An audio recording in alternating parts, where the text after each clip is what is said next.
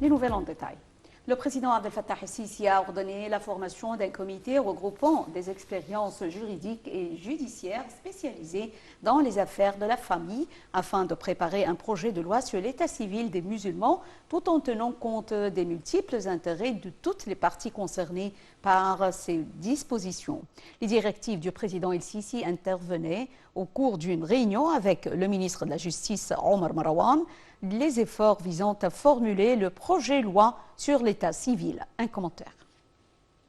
Le président Abdel Fattah el-Sisi s'est réuni samedi avec le ministre de la Justice, Omar Marwan, pour suivre les efforts visant à formuler le projet de loi sur l'état civil. C'est ce qu'a déclaré le porte-parole de la présidence.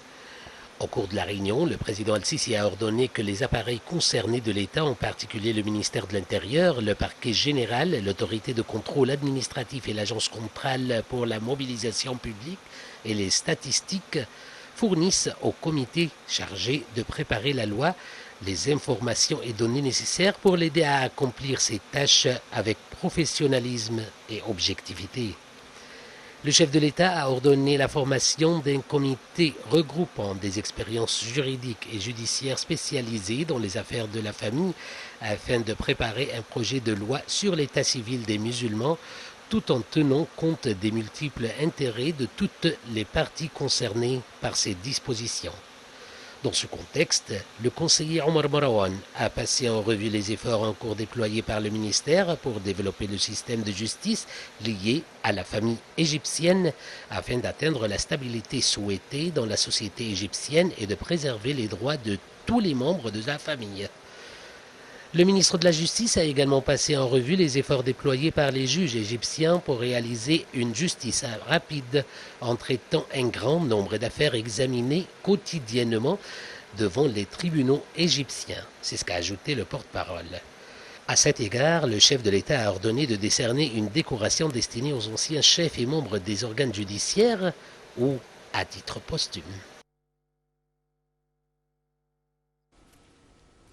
Le commandant général des forces armées, ministre de la Défense et de la production militaire, le général de corps d'armée Mohamed Zaki, a loué les efforts déployés par les hommes du département des armes et des munitions pour élever les capacités techniques et de combat des armes et des équipements et leur souci d'accompagner l'évolution scientifique et technologique successive des systèmes d'armement mondiaux.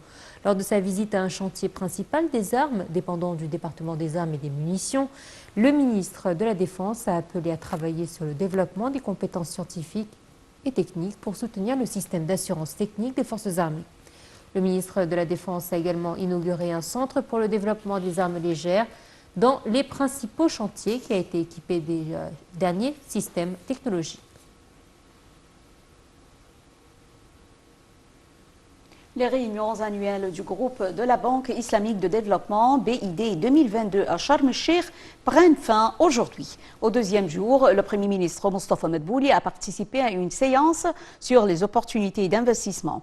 Il a déclaré que l'État a élaboré une vision claire depuis l'arrivée au pouvoir du président Abdel Fattah el-Sisi en 2014 pour surmonter les défis en tête desquels la reconstruction du pays qui souffrait des problèmes substantiels et structurels dans les secteurs clés tels l'énergie et les infrastructures. Le point avec Rim Samir et Chérif Boussela. Lors d'une séance sur les opportunités d'investissement organisée dans le cadre des réunions annuelles du groupe de la Banque islamique de développement BID 2022 à Sharm el-Sheikh, le Premier ministre Dr Mostafa Medbouli a déclaré que l'Égypte est l'un des pays qui souffre d'une croissance démographique continue et dont la population a augmenté de 22 millions d'habitants en 10 ans, soit l'équivalent de population de plusieurs pays ensemble, ce qui explique l'ampleur du défi qu'affronte l'État. L'État, a-t-il poursuivi, a entrepris des projets nationaux qui reposent essentiellement sur la construction d'infrastructures développées permettant aux investisseurs et au secteur privé de participer au développement et à la croissance de l'économie égyptienne. Les projets nationaux qui subviennent aux besoins importants de l'Égypte ont réussi à générer 5 millions d'emplois, a fait savoir le chef du gouvernement. Le programme de réforme économique exécuté par l'Égypte en collaboration avec le FMI et les institutions internationales fin 2016 a permis au pays de mettre son économie sur la bonne voie et de résister face au coronavirus. Parmi les démarches importantes prises par l'exécutif au début de cette année pour encourager le secteur privé à s'investir avec force dans la croissance de l'économie figure l'élaboration du document politique sur la propriété de l'État qui permettra d'accroître de 30 à 65% le volume des investissements du secteur en Égypte en l'espace de 3 ans. L'État, a expliqué le Premier ministre, continuera à s'affirmer dans des secteurs stratégiques qu'il laissera ensuite au secteur privé et préserver dans d'autres qui n'intéressent point ce dernier. Les incitations fiscales et non fiscales seront accordées à des projets précis tels ceux liés à l'énergie nouvelle et renouvelable. L'État égyptien place en tête de ses priorités les secteurs de l'agriculture et des TIC. C'est ce qu'a indiqué M. Madbouli, soulignant l'importance de la décision de l'État autorisant la création sans entrave ni restriction de sociétés. Le Premier ministre avait évoqué les nombreux défis que l'État continue à affronter, notamment les mesures bureaucratiques et administratives qu'il travaille actuellement à résoudre. Une conférence de presse sera tenue tous les 3 mois pour passer en revue les indicateurs du développement dans le pays, a-t-il dit, ajoutant que l'Égypte ouvre ses portes à tous les investissements. Et en marge des réunions annuelles du groupe de la Banque islamique de développement, le ministre des Transports, Kamel Wazir, a participé à la séance intitulée « Atténuer le changement climatique ».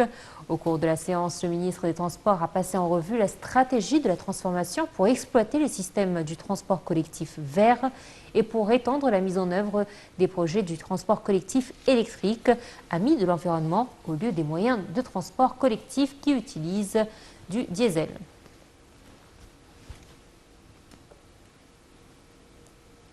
Toujours à Sharm el-Sheikh, où la ministre de la Coopération internationale, Rania El-Manchat, a participé à la séance la présidence de l'Indonésie au G20, récupération conjointe et rétablissement des priorités.